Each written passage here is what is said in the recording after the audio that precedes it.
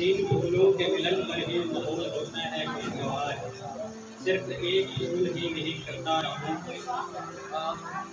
Next participant हैं अनम साजिद, जदीद Hasan public school से।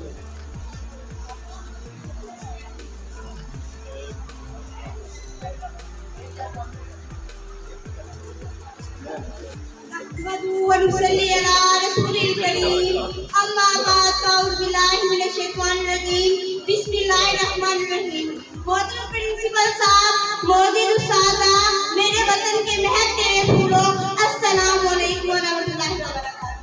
आज मुझे जिस मौजूद पर लफ्ज़ शायरी का मौका मिला है वो है